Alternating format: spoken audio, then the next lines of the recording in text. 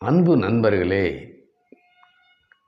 ஆசிரியப் பெருமக்களே, ஆராய்ச்சியாளர்களே மற்றும் மாணவ மாணவிகளே, நான் இந்த காணொளியிலே உங்களிடம் பகிர்ந்து கொள்ள இருப்பது நார்த்ரப் ஃப்ரை என்பவர் எழுதிய ஆர்க்கிடைப்ஸ் ஆஃப் லிட்ரேச்சர் என்ற ஒரு திறனாய்வு கட்டுரையை பற்றித்தான். இந்த திறனாய்வு கட்டுரையை இவர் 1963 எழுதினார்.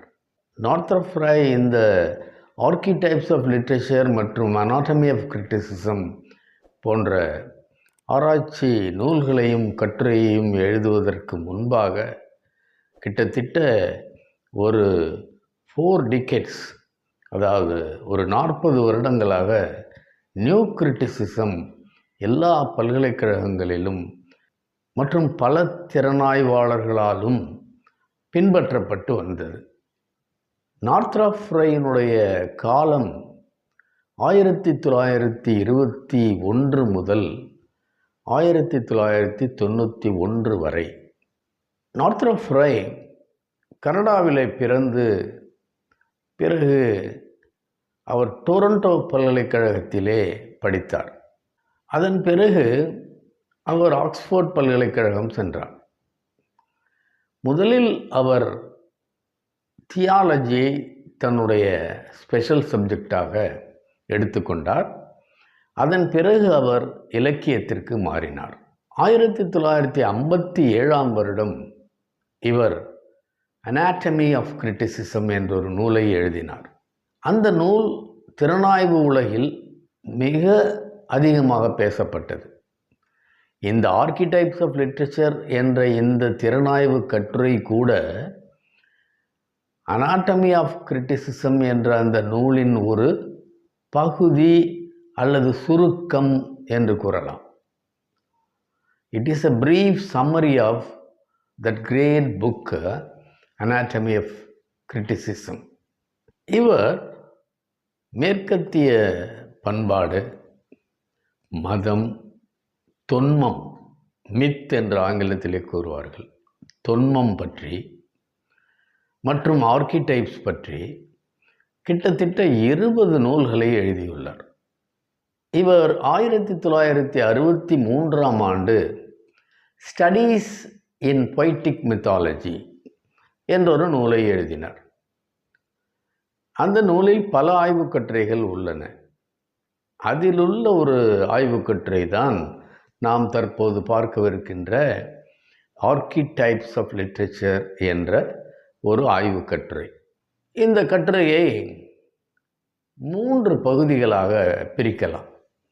அந்த முதல் பகுதியிலே கான்செப்ட் ஆஃப் ஆர்க்கிடைப்ஸ் இன் லிட்ரேச்சர் என்பதை பற்றி மிக விரிவாக ஒரு முன்னுரை போல இவர் கொடுக்கின்றார்.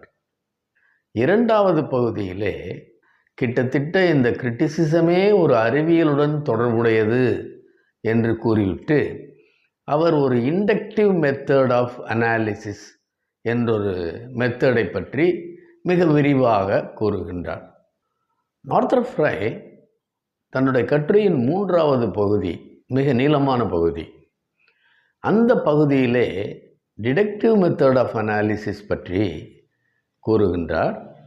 அதன் மூலம் இலக்கியத்தை எவ்வாறு பகுப்பாய்வு செய்வது என்று கூறுகிறார். அந்த 3வது பகுதியிலேயே இவர் பல விஷயங்களை பற்றி கூறுகிறார். குறிப்பாக 4 phases of myth என்பதை பற்றி குறிப்பிடுகின்றார். இந்த 4 phases of myth-ஐ லிட்டரரி ஜானர்ஸுடன் ரிலேட் செய்கின்றார். அது மட்டுமல்ல, seasons of the year, summer, winter, spring, autumn போன்ற சீசன்ஸ் எவ்வாறு சைக்கிளிக்கலாக இருக்கிறதோ அதுபோல இலக்கியமும் சைக்கிளிக்கலாக இந்த தொன்மங்களை பற்றியும் இந்த ஆர்க்கிடைப்ஸ் பற்றியும் தொடர்ச்சியாக சொல்லிக்கொண்டே இருக்கிறது. இலக்கியங்களிலே இது வந்து கொண்டே இருக்கிறது என்பதை பற்றி கூறுகின்றார். அதை அடுத்து ட்ராஜிக் விஷன் ஆஃப் லைஃப் மற்றும் காமிக் விஷன் ஆஃப் லைஃப் என்பதை பற்றி இவர் குறிப்பிடுகின்றார். அதோடு கூட குவெஸ்ட் மித் என்றால் என்ன என்பதை பற்றியும் குறிப்பிடுகின்றார். இப்படிப்பட்ட ஒரு நீண்ட ஒரு விளக்கத்தை இந்த 3வது பகுதியிலே அவர் கூறுகின்றார்.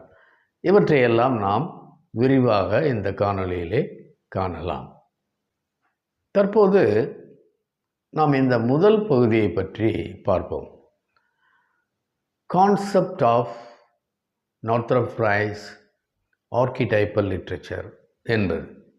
இந்த ஆர்க்கிடைப் என்ற வார்த்தையிலே வரும் முதல் பாதி ஆர்ச். ஆர்ச் என்றால் ஒரிஜினல் என்று பொருள். டைப்போஸ் என்றால் பேட்டர்ன். ஸோ நேச்சுரலி ஆர்க்கிடைப் என்றால் an original idea or pattern from which all the characters, incidents, symbols, images are all copied. Carl யூங் என்ற மனோதத்துவ நிபுணர் கூறுவது போல, இந்த ஒரிஜினல் ஐடியா மக்களின் ஆழ் மனதில், அன்கான்ஷியஸ் மைண்டில் ஆழமாக புதைந்து கிடக்கிறது. இதில் எழுத்தாளர்களும் விதிவிலக்கல்ல. இப்படிப்பட்ட ரிச்சுவல்ஸ், இமேஜஸ், பிளாட்ஸ், கேரக்டர்ஸ், ஒரிஜினலாக தோன்றிய சில விஷயங்கள் திரும்ப திரும்ப திரும்ப காப்பி எடுக்கப்படுகிறது. குறிப்பாக இது இலக்கியம் போன்ற வடிவங்களிலே ரெக்கரிங்காக, ஆங்கிலத்திலே ரெக்கரிங் என்றால் திரும்ப திரும்ப, கேரக்டர்ஸ், பிளாட் எல்லாம் வந்து கொண்டே இருக்கும் சைக்கிளிக்கலாக இன்று வரை. இதைத்தான் நாம் ஆர்க்கிடைப் என்று கூறுகிறோம். As Carl Jung said, these things are buried in the mind of the humans since down the time. That means since the primitive times. உதாரணமாக தமிழிலே ராமாயணம், மகாபாரதம், சிலப்பதிகாரம் போன்ற காப்பியங்கள் ஒரிஜினல் காப்பீஸ். அதில் வரும் கதாபாத்திரங்கள் ஒரிஜினல் காப்பீஸ். அதில் வரும் இன்சிடென்ட்ஸ் கூட ஒரிஜினல். இதை ஆங்கிலத்திலே புரோட்டோடைப்ஸ் என்று கூறுவார்கள். தற்போது உதாரணமாக 21ஆம் நூற்றாண்டிலே ஒரு நாவலாசிரியர் ஒரு கதையை எழுதுகிறார் என்று வைத்துக்கொள்வோம், கற்பனைக்காக. அவருடைய நாவலில் கூட இப்படிப்பட்ட சம்பவங்கள் வெவ்வேறு போர்வைகளை போர்த்தி கொண்டு வந்து கொண்டிருக்கும். இதுதான் ஆர்க்கிடைப்பல் கான்செப்ட். ஆங்கிலத்தில் மில்டன் எழுதிய பாரடைஸ் லாஸ்ட் ஒரு புரோட்டோடைப், ஹோமர் எழுதிய ஒடிசி, வேர்ஜில் எழுதிய ஈனியட் போன்றவைகள் எல்லாம் original copies, prototypes, from which so many copies are being made every day. இதை ஒரு ஃபார்முலா போல கூறுகிறார் ஜோசப் கேம்பல் என்றொரு myth critic. So the heroes journey கூட ஒரு ஆர்க்கிடைப் தான். தற்போது உங்களுக்கு நன்றாக புரியும் என்று நினைக்கின்றேன். ராமாயணத்திலே அந்த பயணம் இருக்கிறது, மகாபாரதத்திலே அந்த பயணம் இருக்கிறது, ஹோமருடைய ஒடிசியிலே அந்த பயணம் இருக்கிறது, ஈனியடின் பயணம் இருக்கிறது. இது மாதிரி இந்த ஜேர்னி ஒரு பயணத்தில் தொடங்கி பல சிக்கல்களை அடைந்து கடைசியாக ஒரு நிறைவு பெறும். இது ஒரு ஆர்க்கிடைப்பல் பேட்டர்ன். சிம்பல்ஸ் என்று எடுத்துக்கொண்டோமேயானால் நீங்கள் சில சிம்பல்ஸை பார்க்கலாம். உதாரணமாக மாரீசன் என்ற ஒரு கேரக்டர் ராமாயணத்திலே வரும். த கோல்டன் டியர், மாரிசன் என்பவன் சீதையை மயக்கி ராவணனுக்காக ஒரு தங்க நிற ஒரு மான் போல வருகின்றான். சீதையை டெம்ப்ட் செய்கின்றான். சீதை எல்லைக்கோட்டை மீறுகிறாள். இதெல்லாம் உங்களுக்கு தெரிந்த கதை. அதை போலவே சாட்டன் பாரடைஸ் லாஸ்ட்லே அந்த ஈவை மயக்குகிறான். ஈவை மயக்கி முதலில் அந்த ஃபர்பிடன் ஆப்பிளை பறிப்பது ஈவு தான். அதிலிருந்து மனிதனுடைய வீழ்ச்சி தொடங்குகிறது. ஸோ இவைகளெல்லாம் சிம்பிள்ஸ். இந்த சிம்பிள்ஸ் கூட ஆர்கிடைப்பல் சிம்பிள்ஸ் என்று கூறுகிறார்கள். இதை போலத்தான் பிளாட் பேட்டர்ன்ஸ், கதை ஓட்டம். கதை ஓட்டம் கூட ஒரு ஆர்கிடைப் தான். ஒரே மாதிரியான கதை ஓட்டங்கள். அடிப்படை மாறாது, ஆனால் கலரிங் என்று சொல்லப்படுகின்ற அந்த விஷயங்கள் மாறி மாறி வரும். இப்போது இந்த கான்செப்ட்ஸ் ஆஃப் ஆர்கிடைப் ஆஃப் லிட்ரேச்சரை பற்றி ஓரளவு நீங்கள் புரிந்து கொண்டிருப்பீர்கள் என்று நான் நினைக்கின்றேன். இந்த மித்ஸ் அண்ட் ஆர்கிடைப்ஸ் உலகம் முழுதும் நிரம்பி கிடக்கிறது. அது மேலை நாடுகளாக இருக்கலாம், அது இந்தியா போன்ற கீழே நாடுகளாக இருக்கலாம். எந்த நாடு, எந்த பண்பாடு என்றாலும் கூட இந்த தொன்மங்களும் ஆர்கிடைப்ஸும் மனிதர்களுடைய ஆழ்மனதிலே நிரம்பி கிடக்கிறது. ஜோசப் கேம்பல் என்பவர் ஒரு நூலை எழுதினார். அந்த நூலினுடைய தலைப்பு எ ஹீரோ வித் 1000 ஃபேஸஸ். அந்த தலைப்பை பார்த்தவுடனேயே உங்களுக்கு புரிந்திருக்கும். ஒரு hero with 1000 faces all over the world. உலகத்தில் உள்ள அனைத்து பண்பாடுகளையும் அவர் ஆராய்ந்து எப்படி ஒரு யூனிஃபார்மிட்டி இருக்கிறது காப்பியங்களிலே, இலக்கியங்களே என்பது பற்றி ஜோசப் கேம்பல் மிக அழகாக அந்த நூலிலே கூறுகிறார். அடுத்தது நாம் பார்க்க வேண்டிய முக்கியமான ஒன்று இன்ஃப்ளூயன்சஸ். எதன் அடிப்படையில் இந்த கருத்தாக்கமான ஆர்கிடைப்ஸ் ஆஃப் லிட்ரேச்சர் என்பதற்கு நார்த்ராப் ஃப்ரை வந்தார்.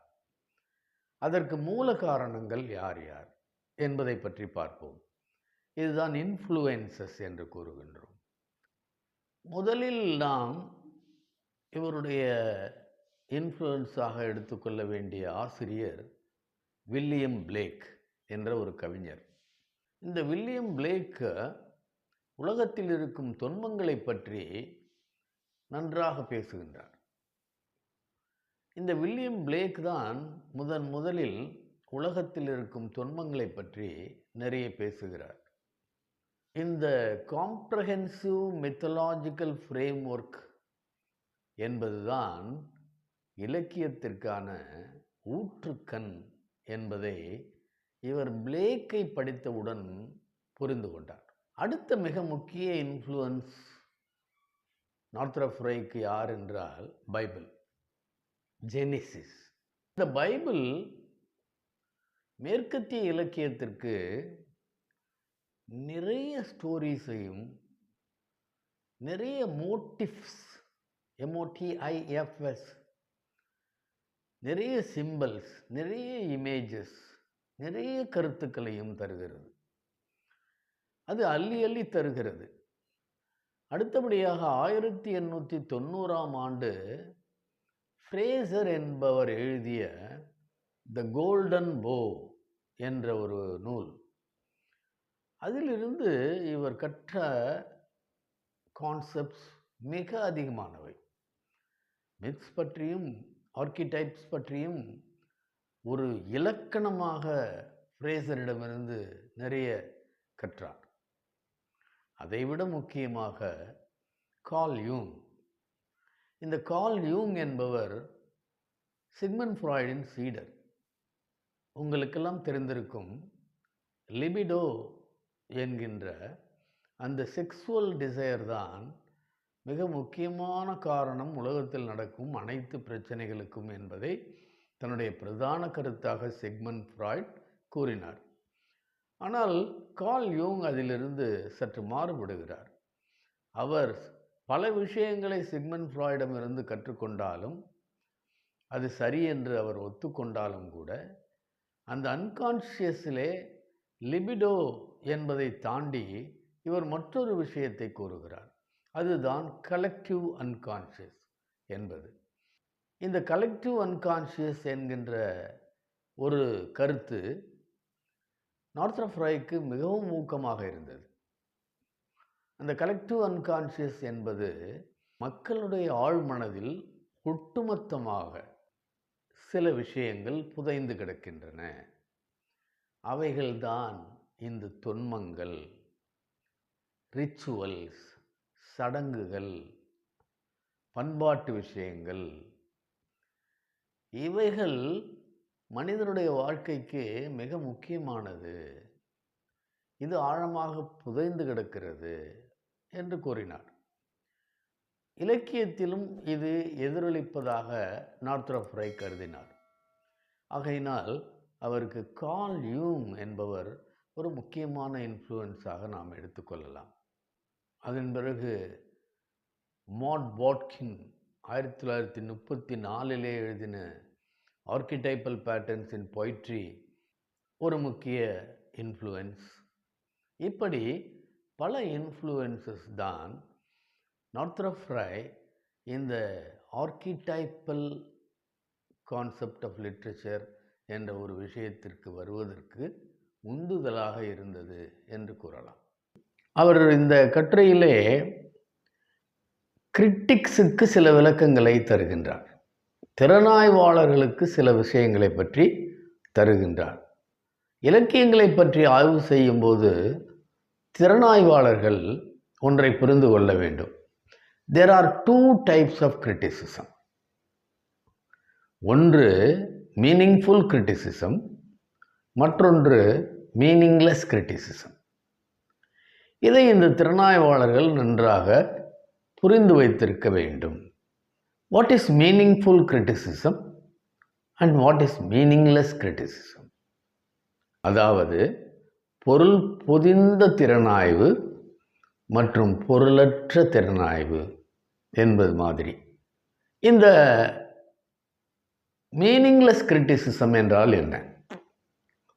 இந்த மீனிங்லெஸ் கிரிட்டிசிசம் என்று அவர் குறிப்பிடுவது பர்சனல் இன்ஃபர்மேஷன்ஸும் தேவையற்ற சில விஷயங்களையும் உரையில் புகுத்துவது. ஒரு உரையை புரிந்து கொள்வதற்கு அவசியமான ஒன்றை மறந்துவிட்டு biographical information, cultural information, author information, இதையெல்லாம் தேவையில்லாமல் அதனுள் புகுத்தி அந்த பொருளை தேடுவது மீனிங்லெஸ் கிரிட்டிசிசம். அது படைப்பை வாசிக்கும் வாசகர்களை டிஸ்ட்ராக்ட் செய்யும், அவர்களை எங்கோ அழைத்து செல்லும். ஆனால் மீனிங்ஃபுல் கிரிட்டிசிசம், பொருள் பொதிந்த திறனாய்வு என்பது வாசகர்களை சரியான திசையிலே கொண்டு செல்லும் என்று நார்த்ரப் ராய் நம்புகிறார். அது அறிவியலை போன்று முறையானதாகவும் ஒழுங்குபடுத்தப்பட்டதாகவும் இருக்கும். சிஸ்டமேட்டிக் அண்ட் ஆர்கனைஸ்டாக என்று ஆங்கிலத்திலே கூறலாம். சுருக்கமாக சொல்லப்போனால் மீனிங்லெஸ் கிரிட்டிசிசம் என்பது சப்ஜெக்டிவாக இருக்கும், மீனிங்ஃபுல் கிரிட்டிசிசம் என்பது அப்ஜெக்டிவாக இருக்கும். ஒரு நல்ல திறனாய்வாளர் ஒரு ஜியாலஜிஸ்ட் போன்றவர். ஜியாலஜிஸ்ட் என்பவர் புவியியல் வல்லுனர். இந்த மலைகள், மண்கள், பாறைகள் போன்றவற்றை பற்றி ஆராய்பவர். ஒரு நல்ல கிரிட்டிக் ஒரு ஜியாலஜிஸ்டை போன்றவர். ஒரு மலையை அதன் அழகை ரசித்து கொண்டே இருந்து விட மாட்டார். அவர் மலையின் தன்மையை ஆராய்வார். மலையின் அடியில் உள்ள கற்களை பற்றி ஆராய்வார். சயின்டிஃபிக்காக பாறைகளின் தன்மைகளை பற்றி யோசிப்பார். அதுபோல மீனிங்ஃபுல் கிரிட்டிசிசம் என்பது இலக்கியத்தில் உள்ள அண்டர்லையிங் ஸ்ட்ரக்சர்ஸ், மேலோட்டமான ஒரு ஸ்ட்ரக்சர்ஸ் இருக்கும், அண்டர்லையிங் ஸ்ட்ரக்சர்ஸ் என்று ஒன்று இருக்கும். இந்த ஜியாலஜிஸ்டை போன்று இந்த மீனிங்ஃபுல் கிரிட்டிக் அந்த இலக்கியத்தின் அண்டர்லையிங் ஸ்ட்ரக்சரை பற்றி ஆராய்வார் என்று கூறுகிறார். இலக்கியத்தின் அடியில் உள்ள தொன்மங்கள், ஆர்கிடைப்பல் பேட்டர்ன்ஸ் போன்றவற்றையெல்லாம் அவர் ஊன்றி பார்ப்பார். அதுதான் அண்டர்லையிங் ஸ்ட்ரக்சர்ஸ் என்பது. நார்த்ராப் ஃப்ரையினுடைய இந்த கிரிட்டிக்கல் அப்ரோச் 2 விஷயங்களை உள்ளடக்கியது. அதாவது ஹிஸ்டாரிக்கல் அப்ரோச் மற்றும் ஸ்ட்ரக்சுரல் அப்ரோச். ஸ்ட்ரக்சுரலிசம் பற்றி நான் ஏற்கனவே ஒரு தனி காணொளியை தந்துள்ளேன். ஒரு ரெஃபரன்ஸுக்காக நீங்கள் அதை பார்க்கலாம். மற்றொரு விஷயத்தையும் நீங்கள் நன்றாக கவனிக்க வேண்டும். நார்த்ராப் ஃப்ரை கிரிட்டிசிசத்தை அறிவியலுடன் தொடர்புபடுத்தி பார்க்கின்றார். லிட்ரேச்சர் அறிவியல் கிடையாது, உங்களுக்கெல்லாம் தெரிந்த விஷயம்தான். ஆனால் லிட்டரரி கிரிட்டிசிசத்தை அறிவியலுடன் அவர் தொடர்புபடுத்துகிறார். ஒரு அனாலஜி போல, ஒரு கம்பேரிசன் போல. நீங்கள் அதை லிட்ரலாக எடுத்துக்கொள்ளக்கூடாது. ஏனென்றால் லிட்ரரி கிரிட்டிசிசத்துக்கும் அறிவியலுக்கும் நிறைய வேறுபாடுகள் உள்ளன. ஆனால் இவர் ஏன் அதை தொடர்புபடுத்தி பார்க்கின்றார் என்றால், இலக்கியத்தை சிஸ்டமேட்டிக்காகவும் ஆர்கனைஸ்டாகவும் ஒரு அறிவியலைப் போல நாம் பார்ப்பதனால் இதை அறிவியலுடன் தொடர்புபடுத்தி அவர் கூறுகிறார். Physics explores matter and natural forces of the universe. அதை போலத்தான் கெமிஸ்ட்ரி, பயாலஜி போன்றவை இயற்கையில் உள்ள விஷயங்களை சிஸ்டமேட்டிக்காகவும் ஆர்கனைஸ்டாகவும் ஆராய்கிறது. இங்கே இலக்கியத்தை நார்த்ராப் ஃப்ரை அறிவியலுடன் ஏன் தொடர்புபடுத்துகிறார் என்றால், இலக்கியத்தில் உள்ள சில கூறுகளை, சில அடிப்படை கூறுகளை, இலக்கியத்தில் உள்ள தொன்மங்களை மற்ற இலக்கியங்களில் உள்ள தொன்மங்களுடன் தொடர்புபடுத்தி அண்டர்லையிங் ஸ்ட்ரக்சர்ஸ் என்று சொல்லப்படுகின்ற அந்த ஒரு ஆர்கிடைப்பல் பேட்டர்னை சிஸ்டமேட்டிக்காகவும் ஆர்கனைஸ்டாகவும் ஆராய்வதால் இதுவும் அறிவியலை போன்றதுதான் என்று இலக்கிய திறனாய்வை கிரிட்டிசிசத்துடன் தொடர்புபடுத்துகிறார். நான் மறுபடியும் கூறுகிறேன், இலக்கியமோ இலக்கிய திறனாய்வோ எக்ஸாக்டாக அறிவியல் என்று எடுத்துக்கொள்ளக்கூடாது. அடுத்து 2வது பகுதியிலே Northrop Frye inductive method of analysis என்றொரு மெத்தடை பற்றி குறிப்பிடுகின்றார். அதாவது இந்த ஆர்கிடைப்பல் பேட்டர்ன்ஸை திறனாய்வாளர்கள் அந்த அண்டர்லைங் ஸ்ட்ரக்சர்ஸாக கண்டுபிடிக்கும்போது 2 வழிமுறைகளை அவர்கள் கடைபிடிக்கின்றார்கள். ஒன்று இண்டக்டிவ் மெத்தட் ஆஃப் அனாலிசிஸ், மற்றொன்று டிடக்டிவ் மெத்தட் ஆஃப் அனாலிசிஸ். இந்த இண்டக்டிவ் மெத்தட் ஆஃப் அனாலிசிஸ் என்பது ஒரு பர்டிகுலர் ட்ரூத் அல்லது ஒரு பர்டிகுலர் கேரக்டர் இலக்கியத்தில் அல்லது ஒரு பர்டிகுலர் இன்சிடெண்ட், இது போன்ற விஷயங்களை எடுத்துக்கொண்டு மேலே கூறாகவும் அடியிலே பிராடராகவும் இருக்கின்ற பிராடர் ஸ்ட்ரக்சரை நோக்கி செல்லும். இதை பாட்டம் அப் மெத்தட் என்று கூறலாம். நார்த்ராப் ஃப்ரை இந்த ஆர்கிடைப்ஸ் ஆஃப் லிட்ரேச்சர் என்ற அவருடைய ஆய்வுக் கட்டுரையிலே இந்த இரண்டை பற்றியும் கூறுகிறார். Inductive method of analysis of a text and deductive method of analysis of a text. இரண்டும் ஆப்போசிட்ஸ் அப்படி என்று நீங்கள் நினைத்து கொள்ளக்கூடாது. இரண்டையும் முரண்பாடுகள் உடைய விஷயங்களாக நீங்கள் எடுத்துக்கொள்ளக்கூடாது. They are not opposites, but they are complementary. இவை இரண்டிற்கும் சிறிது வேறுபாடுகள் உள்ளன. இண்டக்டிவ் மெத்தட் ஆஃப் அனாலிசிஸ் என்பது ஹிஸ்டாரிக்கல் கிரிட்டிசிசத்தை அடிப்படையாக அல்லது அதை சார்ந்ததாக இருக்கிறது. டிடக்டிவ் மெத்தட் ஆஃப் அனாலிசிஸ் என்பது ஸ்ட்ரக்சுரல் கிரிட்டிசிசத்தை சார்ந்ததாக இருக்கிறது. ஒரு வெயில்டு டிஃபரன்ஸ் தான். ஏனென்றால் இரண்டும் ஒன்றை ஒன்று சார்ந்துதான் இருக்கிறது. இந்த இண்டக்டிவ் மெத்தட் ஆஃப் அனாலிசிஸ் என்பது ஒரு பர்டிகுலர் ட்ரூத்திலிருந்து நம்மை ஒரு ப்ராடர் ஸ்ட்ரக்சருக்கு அழைத்து செல்லும். இதற்கு உதாரணமாக ராமாயணம், பாரடைஸ் லாஸ்ட். ராமாயணத்திலே வரும் ஒரு மித்திக்கல் சிம்பல் என்று கூறுவோமேயானால் அந்த மாயமான் மாரீசன் என்பவன் ஒரு மாயமானாக அல்லது கோல்டன் டியராக வருகிறான். அதை பார்த்துவிட்டு சீதா மயங்கி அந்த பார்டரை, ராமன் போட்ட அந்த கோட்டை தாண்டுகிறான். அதன் விளைவாக நிறைய கான்சிக்வன்சஸ் ஏற்படுகிறது. Rama is the symbol of good and Ravana is the symbol of evil as per the epic. அப்பொழுது there is the merger of good and evil. merger என்று சொல்கிறார்கள் திறனாய்வாளர்கள். There is always an encounter between the good and the evil.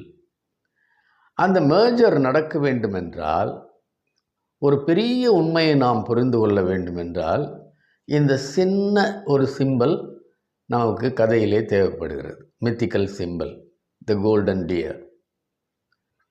அதே போலவே Paradise லாஸ்டிலும் eve அந்த forbidden ஆப்பிளை முதலில் போய் பறிக்கின்றார். தடை செய்யப்பட்ட, கடவுளால் தடை செய்யப்பட்ட அந்த ஆப்பிள்.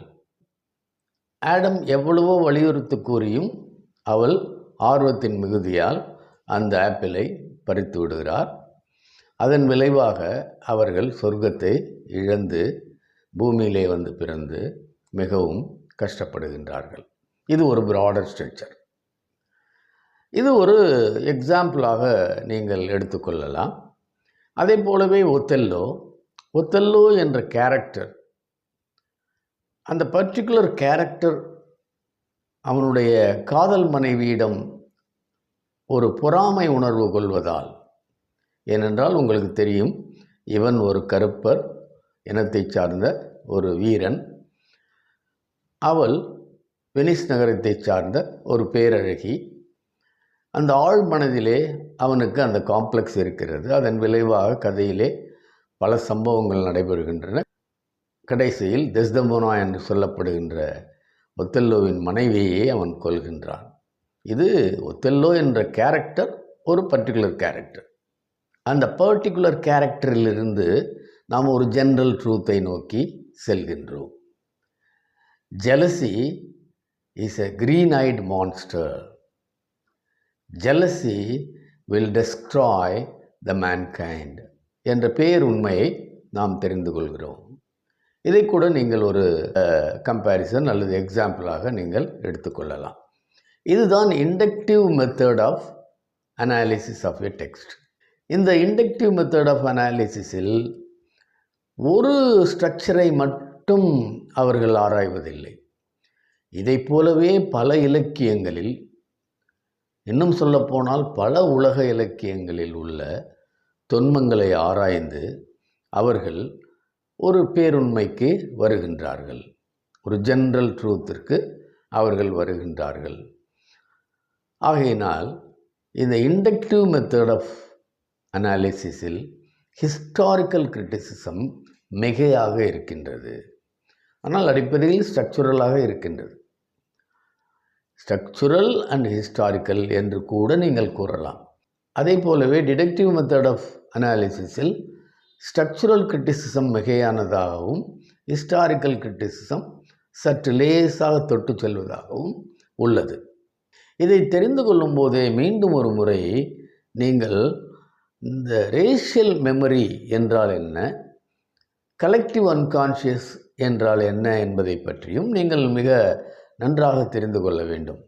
இதை பற்றி நான் ஏற்கனவே ரெஃபர் செய்திருக்கிறேன் இதே காணொளியிலே. இருந்தாலும் கார்ல் யூங் என்பவர் இந்த கலெக்டிவ் அன்கான்ஷியஸை பற்றி கூறுகிறார். எல்லா மனித இனங்களுக்கும், உலகத்தில் இருக்கும் அனைத்து மக்களுக்கும் இந்த கலெக்டிவ் அன்கான்ஷியஸ் என்று ஒன்று இருக்கும். அதில் ஆர்கிடைப்ஸ் என்று சொல்லப்படுகின்ற ஒரு பேட்டர்ன் ஆழ் மனதில் உறங்கி கிடக்கும். சிக்மண்ட் ஃப்ராய்டு லிபிடோ என்று கூறுகிறார். அதுதான் அடிப்படை என்று கூறுகின்றார். ஆனால் கார்ல் யூங் ஃப்ராய்டிடம் இருந்து சற்று வேறுபட்டு collective unconscious and racial memory அதுதான் மனிதனை வழிநடத்துகிறது என்று கூறுகின்றார். ரேஷியல் மெமரி என்னவென்றால், நமக்கே தெரியாமல், நாம் நேரடியாக அனுபவிக்காமல், நம் வாழ்க்கையிலே நேரடியாக அதை அனுபவித்திருக்க கூட மாட்டோம். ஆனால் நம்முடைய ஜெனட்டிக் மேக்கப்பிலே, நமது ஆழ் மனதிலே அது புதைந்து கிடக்கும். இதற்கு ஒரு நல்ல உதாரணம் இலக்கியத்திலே எம்பரர் ஜோன்ஸ், அமெரிக்கன் லிட்ரேச்சரிலே வருகின்ற ஒரு நாடகமான எம்பரர் ஜோன்ஸ். அதில் அந்த ஹீரோவுக்கு அந்த பிரிமிட்டிவ் ஃபியர் என்று சொல்லப்படுகின்ற ஆதிகால பயம் இருக்கிறது. அவன் ஓடிக்கொண்டே இருக்கிறான். நீங்கள் அதை நினைவு கூர்ந்து பாருங்கள். அடுத்தது நாம் deductive method of analysis of a text என்ற பகுதிக்கு வருவோம். இந்த மூன்றாவது பகுதியான டிடக்டிவ் மெத்தட் ஆஃப் அனாலிசிஸ் என்பது பொது உண்மைகளிலிருந்து ஒரு குறிப்பான ஒரு இடத்திற்கு வருவது. இதை டாப் டவுன் மெத்தட் என்று கூறலாம். அதாவது முந்தையது பாட்டம் அப் மெத்தட். இங்கே அந்த ஸ்ட்ரக்சர் மேலே இருக்கும். அதிலிருந்து ஒரு குறிப்பான ஒரு பர்டிகுலர் விஷயம், ஒரு particular character, particular truth, particular simple இவற்றிற்கு வருவது, நேரோ டவுன் பண்ணுவது. இதுதான் இந்த டிடக்டிவ் மெத்தட் ஆஃப் அனாலிசிஸ். இரண்டு விஷயங்கள் உலகம் முழுதும் உள்ள இலக்கியங்களிலே ஆர்கனைசிங் பிரின்சிபிளாக உள்ளது அல்லது கவர்னிங் பிரின்சிபிளாக உள்ளது. ஒன்று ரித்தம், இதை மித்தாஸ் என்றும் குறிப்பிடுவார்கள். மற்றொன்று நரேட்டிவ், இதை டியானோயா என்றும் கூறுவார்கள். இந்த ரித்தம் என்றால் என்ன, இந்த நேரேட்டிவ் என்றால் என்ன, அல்லது மித்தாஸ் என்றால் என்ன, டியோனயா என்றால் என்ன என்று பார்ப்போம். இந்த ரித்தம் அல்லது மித்தாஸ் என்பது ரெக்கரண்டாக நமக்கு கிடைக்கின்ற பிளாட் பேட்டர்ன்ஸ், பிளாட் மூமெண்ட் என்று கூறலாம். கதை ஓட்டம் இப்படி கூட நாம் சொல்லலாம். உலகம் முழுக்கவே ஒரு 6-7 கதைகள் தான் இருக்கும். அந்த 6-7 கதைகள் 6 கோடி கதைகளாக கூட மாற வாய்ப்பு உண்டு. பேசிக் ஃபார்முலா. இந்த பிளாட் பேட்டர்ன் ரெக்கரண்டாக வந்து கொண்டே இருக்கும். அரிஸ்டாட்டிலியன் சென்ஸில் கூற வேண்டும் என்றால் இதை கதை மற்றும் சம்பவ கோர்வை என்று கூட கூறலாம். அதாவது பேட்டர்ன் அல்லது மித்தாஸ் என்பதை கதை ஓட்டம் அல்லது சம்பவ கோர்வைகளை அடக்கிய கதை ஓட்டம். அநேகமாக ஆதி காலத்திலே எழுதப்பட்ட அத்தனை காப்பியங்களிலும் ஹீரோ ஒரு ஜேர்னியை மேற்கொள்வார். அந்த ஜேர்னியின் போது பலவிதமான போராட்டங்களை சந்திப்பார். பிறகு மீண்டும் வெற்றி வாகை சூடி திரும்ப தன்னுடைய நாட்டுக்கு வருவார்.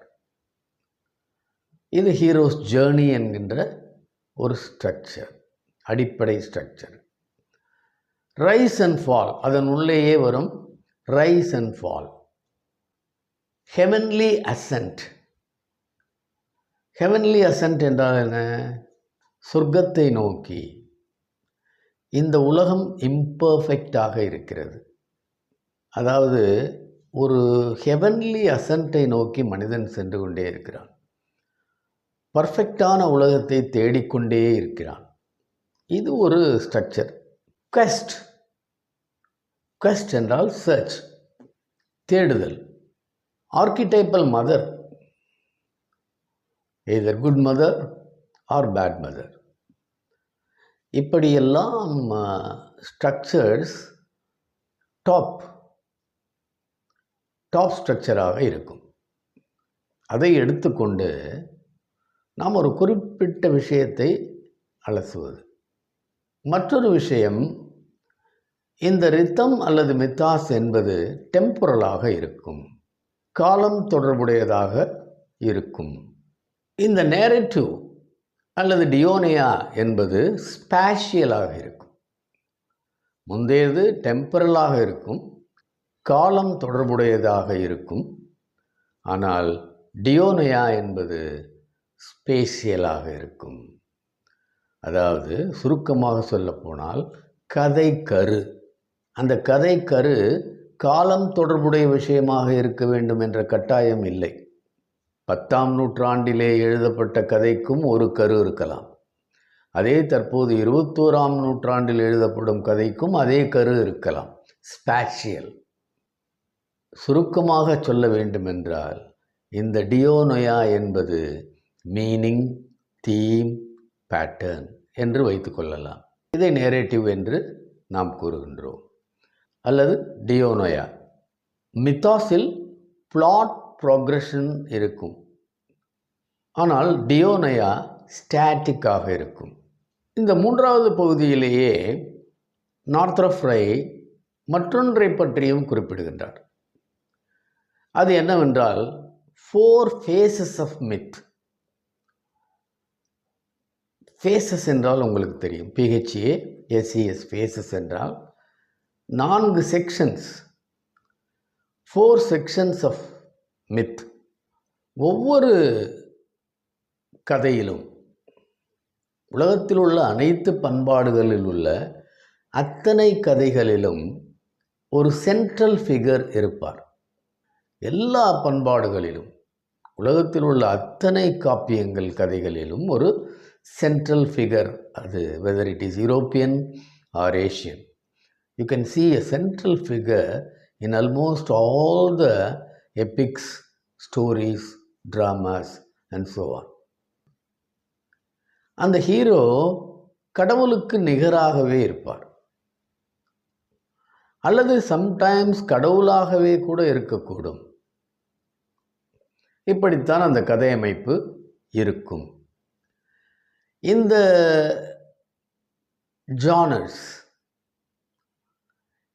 ஜானர்ஸை சீசன்ஸுடைய சைக்கிளிக்கல் பேட்டர்னுடன் தொடர்புபடுத்தி நார்த்ரப் ஃப்ரை குறிப்பிடுகின்றார். இதை நன்றாக நீங்கள் புரிந்து கொள்ள வேண்டும். இந்த உலகத்திலே நமக்கு 4 சீசன்ஸ் உள்ளது. அதில் இந்தியா போன்ற நம் நாடுகளிலே ஆட்டம் சீசன் கிடையாது. ஆனால் நார்த்ரப் ஃப்ரை ஒரு யூரோப்பியன் என்பதால் இவர் ஆட்டம் சீசனை பற்றியும் குறிப்பிடுகின்றார். சம்மர், ஸ்ப்ரிங், வின்டர், ஆட்டம் சீசன்ஸ் சைக்கிளிக்கலாக இருக்கும். நார்த்ரப் ஃப்ரை இந்த ஹீரோஸ் வரும் கதைகளை நாம் பல ஜானர்ஸாக பிரிக்கின்றோம். ரொமான்ஸ், ட்ராஜடி, காமெடி, சட்டையர் என்று பிரிக்கின்றோம். இந்த வகைகளை சீசன்ஸுடன் தொடர்பு படுத்துகிறார் நார்த்ரப் ஃப்ரை. எப்படி? ஸ்ப்ரிங், சம்மர், ஆட்டம், வின்டர் என்று வரிசையாக இது திரும்ப திரும்ப வரும். சீசன்ஸ் எவ்வாறு சைக்கிளிக்கலாக இருக்கிறதோ அதுபோல மனித வாழ்க்கையும் சைக்கிளிக்கலாக இருக்கிறது. எவ்வாறு இதை சம்பந்தப்படுத்துகிறார் அல்லது ரிலேட் செய்கின்றார் என்று பார்ப்போம். ஸ்ப்ரிங் சீசனை ரொமான்ஸ் என்ற இலக்கிய வகையிலே தொடர்புபடுத்தி கூறுகின்றார். அந்த ரொமான்ஸிலே என்னென்ன ஆஸ்பெக்ட்ஸ் வரும்? Birth of a hero, dawn, resurrection, மீண்டும் உயிர் பெற்று எழுதல், defeat of the powers of evil and death. இதுகாரும் ஈவிலும் டெத்தும் க்ளூமும் ஆட்சி செய்து வந்தது. அது மாறி ஒரு புதிய யுகம் பிறக்கிறது. இதுதான் ஆர்கிடைப் ஆஃப் ரொமான்ஸ். அடுத்தது சம்மர். சம்மர் என்பதை ஆர்கிடைப் ஆஃப் காமெடி என்ற ஒரு ஜானருடன் தொடர்பு படுத்துகிறார். இந்த ஆர்கிடைப் ஆஃப் காமெடியிலே என்னென்ன விஷயங்கள் வரும், என்னென்ன பேட்டர்ன்ஸ் வரும்?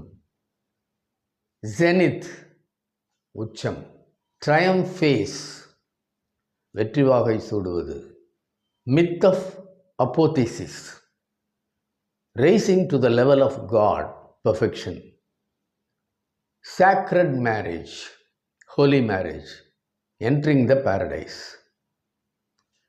இது போன்ற விஷயங்கள் அது ஒரு பேட்டர்னாக இந்த காமெடியிலே சம்மரை தொடர்புபடுத்தி நார்த்ரப் ஃப்ரை கூறுகின்றார். அதன் பிறகு ஆட்டம். இந்த ஆட்டம் என்ற சீசன் நம் நாட்டுக்கு கிடையாது. இலையுதிர் காலம், வின்டரும் அல்லாமல் சம்மரும் அல்லாத ஒரு காலம். எங்கே பார்த்தாலும் இலைகள் உதிர்ந்து மரங்கள் பேரனாக இருக்கும். எதிலுமே ஒரு லைஃப் இருக்காது அந்த சீசனிலே. அந்த ஆட்டம் சீசனை ட்ராஜடியுடன் ஒப்பிடுகின்றார். ட்ராஜடி என்ற ஜானருடன் ஒப்பிடுகின்றார். அதிலே என்னென்ன விஷயங்கள் கதை கோர்வையாக வரும்? சன்செட், ஆதவன் மறைவது, டெத் ஃபேஸ், ஹீரோ கடைசியிலே இறந்து விடுவான், ஹீரோக்கள் இறந்து விடுவர். மேக்பெத், ஒத்தெல்லோ, ஹாம்லெட், ஏன் கிங் லியர் போன்ற நாடகங்களிலே நீங்கள் பார்த்திருப்பீர்கள். A dying god, violent death, isolation, தனிமை. இவைகளெல்லாம் ட்ராஜடி என்ற ஜானரிலே ஆட்டம் சீசனுடன் தொடர்புபடுத்தி இந்த விஷயங்களை ரிலேட் செய்கின்றார் நார்த்ரப் ஃப்ரை. கடைசியாக வின்டர். இந்த வின்டர் சீசனை ஆர்கிடைப்ஸ் ஆஃப் சட்டையருடன் தொடர்பு படுத்துகிறார். இதில் என்னவெல்லாம் வரும்? Darkness, desolation, the midst of floods, the return of chaos, பிரளயம் and defeat of the hero. இவைகளெல்லாம் இந்த ஆர்கிடைப்ஸ் ஆஃப் சட்டையர் என்கின்ற ஒரு விஷயத்திலே வரும். இதை ட்ராஜடியுடன் கூட நீங்கள் ஒப்பிடலாம். சட்டையர் என்றால் இந்த மாடர்ன் மீனிங் அதை எடுத்துக்கொள்ளக்கூடாது. பிற்காலத்திலே வந்த அலெக்சாண்டர் போப் எழுதிய சட்டையர்ஸுடன் தொடர்புபடுத்தாதீர்கள், இது வேறு. இதை எதற்கு கூறுகிறார் என்று நீங்கள் அடிப்படையாக புரிந்து கொள்ள வேண்டும். இவை எல்லாம் சைக்கிளிக்கலாக வருவது போல சீசன்ஸ் சைக்கிளிக்கலாக வருகின்றன. மனிதன் திரும்ப திரும்ப இந்த அடிப்படையான கூறுகளை அவன் அனுபவித்து கொண்டே இருக்கின்றான். A man is endlessly encountering a serpent or a golden deer in his life. எப்போதுமே மனிதன் ஈவிலை மாயத் தோற்றத்திலே கண்டு அவஸ்தைப்பட்டு கொண்டே இருக்கின்றான். அடுத்தபடியாக இதே டிடெக்டிவ் மெத்தட் ஆஃப் அனாலிசிஸிலே அவர் குறிப்பிடுவது குவெஸ்ட் மித் என்ற ஒன்றை பற்றி. குவெஸ்ட் என்றால் தேடுவது. நான் ஏற்கனவே கூறியிருந்தேன், எல்லா ஹீரோஸுமே எதையாவது ஒன்றை தேடி செல்வார்கள். அது ராமாயணமாக இருக்கட்டும், அல்லது மகாபாரதமாக இருக்கட்டும், அல்லது வர்ஜிலுடைய ஈனியடாக இருக்கட்டும். In all these epics, heroes undertake a journey. இந்த quest myth என்பது ஒரு பிரதானமான ஆர்க்கிடைப். இந்த quest myth என்பதை பற்றி நீங்கள் நன்றாக புரிந்து கொள்ள வேண்டுமென்றால், T.S. Eliot என்ற 20ஆம் நூற்றாண்டின் மாபெரும் கவிஞர் எழுதிய த வேஸ்ட் லேண்ட் என்ற கவிதையை நன்றாக படித்து பாருங்கள். அந்த கவிதை முழுக்கவே தொன்மங்கள் நிறைந்ததாக இருக்கும். அதிலே எல்லாவற்றையும் தற்போது நாம் கூற முடியாது. அந்த கவிதையின் இறுதி பகுதியிலே ஒரு மித் வரும், ஒரு தொன்மம் வரும். அது என்னவென்றால், quest for the holy grail myth. Wasteland என்ற இந்த கவிதையின் உட்கருத்து என்னவென்றால், 20ஆம் நூற்றாண்டிலே மனிதனிடம் ஒன்றுமே இல்லை. இந்த உலகம் முழுக்க ஒரு ஸ்பிரிச்சுவல் எம்டினஸ் தான் இருக்கிறது என்பதுதான் இதனுடைய உட்கருத்து. மனிதனும் ஒரு ஸ்டஃப்டு மேனாகத்தான் இருக்கின்றான், ஹாலோ மேன். இந்த லேண்டும் ஒரு வேஸ்ட் லேண்டாகத்தான் இருக்கிறது என்று அவர் அந்த கவிதையிலே புலம்புகின்றார். கிங் ஃபிஷர் என்று ஒரு மன்னன் இருந்தான். அவனுக்கு ஒரு நோய் வந்து விடுகிறது. அதன் காரணமாக அவனுடைய நாடும் ஒரு வேஸ்ட் லேண்டாக ஆகிவிடுகிறது. ஆகையினால் அவனுக்காக ஒரு நைட், KNIGHT, ஒரு வீரன், அவன் ஹோலி கிரெயில் என்பதை தேடி போகின்றான். அந்த ஹோலி கிரெயில் என்பது சிம்பாலிக்காக எப்படி உணர்த்துகிறார்கள் என்றால், ஜீசஸ் கிரைஸ்ட் தன்னுடைய லாஸ்ட் சப்பரில் உபயோகப்படுத்தப்பட்ட ஒரு கப். அந்த கப்பில் நீரை அருந்தினால் எந்த நோயாக இருந்தாலும், எந்த விஷயமாக இருந்தாலும் அவன் தப்பித்து விடுவான், உயிர் பிழைத்து விடுவான் என்பது ஒரு நம்பிக்கை. அந்த நைட் அதை தேடி போகின்றார். ஆனால் மாடர்ன் மேன், 20ஆம் நூற்றாண்டின் மனிதன் அதை தேடி போக முடியாது என்று T.S. Eliot கூறுகிறார். ஏனென்றால் அந்த நைட்டை போன்று மாடர்ன் மென் தூய்மையானவர்கள் கிடையாது, இன்டிஃபரண்ட்டாக இருக்கின்றார்கள். ஆகையினால் அவர்களுக்கு அந்த ஹோலி கிரெயில் கிடைக்கவே கிடைக்காது என்று கூறிவிட்டு ஆம்பிகுவஸாக சான்ஸ்கிரிட் வார்த்தையான ஓம் சாந்தி, ஓம் சாந்தி என்ற ஒரு வார்த்தையை கூறுகின்றார்.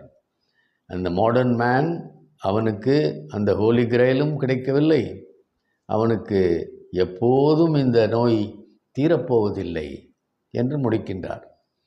இந்த மித்ஸ் அண்ட் ஆர்க்கிடைப்ஸை பயன்படுத்தும்போது இலக்கியவாதிகள் 2 விஷயங்களை தொடுகின்றார்கள். ஒன்று காமிக் விஷன் ஆஃப் லைஃப், மற்றொன்று ட்ராஜிக் விஷன் ஆஃப் லைஃப். இந்த காமிக் விஷன் ஆஃப் லைஃபிலே நாம் பெரும்பாலும் காண்பது கம்யூனியன், ஒன்று கூடுதல், நட்பு, ஃப்ரெண்ட்ஷிப், லவ், காதல், மேரேஜ் என்றெல்லாம் இந்த காமிக் விஷன் ஆஃப் லைஃபிலே வரும். அடுத்து அது காமிக் விஷன் ஆஃப் லைஃபாக இருந்தாலும் சரி, அல்லது ட்ராஜிக் விஷன் ஆஃப் லைஃபாக இருந்தாலும் சரி, அதில் வருகின்ற ஹீரோ மனிதகுலத்தின் உணர்வுகளை பிரதிபலிப்பவராக அல்லது ஒரு ரெப்ரசன்டேட்டிவாக இருப்பார். அடுத்து இந்த ட்ராஜிக் விஷன் ஆஃப் லைஃபில் பார்த்தீர்களேயானால் கொடுங்கோன்மை, டிரனி என்று ஆங்கிலத்திலே கூறுவார்கள். தலைவிரித்தாடும் சர்வாதிகாரம், தனி மனிதனின் தனிமை, மனிதகுலத்தின் பிரதிநிதியாக வரும் ஹீரோ மிகவும் சிரமப்படுவான், மிகவும் இன்னலுக்கு உள்ளாவான். அந்த ட்ராஜிக் விஷன் ஆஃப் லைஃபிலே நிறைய வில்லன்ஸ், ஹார்லட்ஸ், ஹார்லட்ஸ் என்றால் prostitute, terrible mother, wicked mother போன்றவர்களை நீங்கள் காணலாம். இது ட்ராஜிக் விஷன் ஆஃப் லைஃப். இந்த காமிக் விஷன் ஆஃப் லைஃபும் ட்ராஜிக் விஷன் ஆஃப் லைஃபும் 3 விஷயங்களிலே எவ்வாறு இலக்கியங்களிலே காட்டப்படுகிறது என்பதை நார்த்ரப் ஃப்ரை கூறுகிறார். ஒன்று அனிமல் வேர்ல்ட், மற்றொன்று வெஜிடபிள் வேர்ல்ட், இன்னொன்று மினரல் வேர்ல்ட். இந்த 3 விஷயங்களிலுமே ட்ராஜிக் விஷன் ஆஃப் லைஃபில் என்னென்ன மித்ஸ் அண்ட் ஆர்கிடைப்ஸ் வருகிறது, காமிக் விஷன் ஆஃப் லைஃபிலே என்னென்ன மித்ஸ் அண்ட் ஆர்கிடைப்ஸ் வருகிறது என்பதை காணலாம். காமிக் விஷன் ஆஃப் லைஃபில் அனிமல் வேர்ல்டில் டொமஸ்டிகேட்டட் அனிமல்ஸ், வளர்ப்பு மிருகங்கள், மிகவும் மென்மையான மிருகங்கள், sheep, lamb, gentle birds, pastoral images போன்றவை எல்லாம் வரும். இதை ட்ராஜிக் விஷன் ஆஃப் லைஃபில் wolves, dragons, vultures, serpents போன்றவைகள் வரும். அடுத்தது வெஜிடபிள் வேர்ல்ட். இந்த வெஜிடபிள் வேர்ல்டில் காமிக் விஷன் ஆஃப் லைஃபில் என்னென்ன ஆர்கிடைப்ஸ் அண்ட் மித்ஸ் வரும்? காமிக் விஷன் ஆஃப் லைஃபில் வெஜிடபிள் வேர்ல்டில் rose, lotus, park, garden, grove போன்றவைகள் வரும். க்ரோவ் என்றால் தோப்பு. இதே ட்ராஜிக் விஷன் ஆஃப் லைஃபில் டெசர்ட்ஸ், ராக்ஸ், ஹீத்ஸ் போன்றவைகள் எல்லாம் வரும். உதாரணமாக நீங்கள் தாமஸ் ஹார்டியினுடைய the return of the native என்ற நாவலிலே முதல் 30 பக்கங்களுக்கு அவர் காண்பிக்கின்ற ஒரு செட்டிங், பின்புலம் ஹீத் என்று சொல்லப்படுகின்ற ஒரு வகையான சதுப்பு நிலம் அல்லது உபயோகமற்ற காடு, இதை காண்பிப்பார். இதுபோல தான் ட்ராஜிக் விஷன் ஆஃப் லைஃபிலே வெஜிடபிள் வேர்ல்டை காட்டுவார்கள். இவைகளெல்லாம் மித்ஸ். அதுபோல் கலர்ஸ் பார்த்தீர்களே ஆனால் பிளாக் உங்களுக்கெல்லாம் தெரிந்திருக்கும். பிளாக் என்றாலே சாரோ, ரெட் என்றாலே டேஞ்சர். இப்படியெல்லாம் பல கலர்களுக்கு பல மீனிங்ஃபுல் அட்டாச்மெண்ட்ஸ் உண்டு. மினரல் வேர்ல்டு, அந்த மினரல் வேர்ல்டிலே காமிக் விஷன் ஆஃப் லைஃபில் என்னென்ன ஆர்கிடைப்ஸ் வரும்? Cities glowing with starlit domes, glowing palaces, அருமையான நகரங்கள், அருமையான நேர்த்தியான தெருக்கள். ட்ராஜிக் விஷன் ஆஃப் லைஃப்லே டெசர்ட்ஸ், ராக்ஸ், ruins என்றால் பாழடைந்த மாளிகைகள் போன்றவைகளை உபயோகப்படுத்துவார்கள். ஷேக்ஸ்பியரின் ஆஸ் யூ லைக் இட் என்ற நாடகம் காமிக் விஷன் ஆஃப் லைஃபுக்கு ஒரு சிறந்த உதாரணம். அதே ட்ராஜிக் விஷன் ஆஃப் லைஃபுக்கு டான்டேஸ் டிவைன் காமெடி, அதை உதாரணமாக எடுத்துக்கொள்ளலாம். இந்த காணொளியின் இறுதி பகுதியிலே நான் கூற விரும்புவது, இலக்கியத்தை நன்கு புரிந்து கொள்ள பல வழிகள் உள்ளன. இது ஒரு வழி. நார்த்ராப் ஃப்ரை கூறும் ஆர்கிடைப்ஸ் ஆஃப் லிட்ரேச்சர் என்ற இந்த திறனாய்வு கட்டுரை ஒரு டெக்ஸ்டை நன்றாக எப்படி புரிந்து கொள்வது என்பதற்கு மற்றுமொரு வழி, சிறந்த வழியாக காட்டப்படுகிறது. இவர் பெரும்பாலும் திறனாய்வாளர்களுக்கு நிறைய அறிவுரைகளை இந்த கட்டுரையிலே கூறுகின்றார். இதுபோல மேலும் பல காணொளிகளை காணலாம் என்று கூறி விடைபெறுகிறேன். நன்றி, வணக்கம்.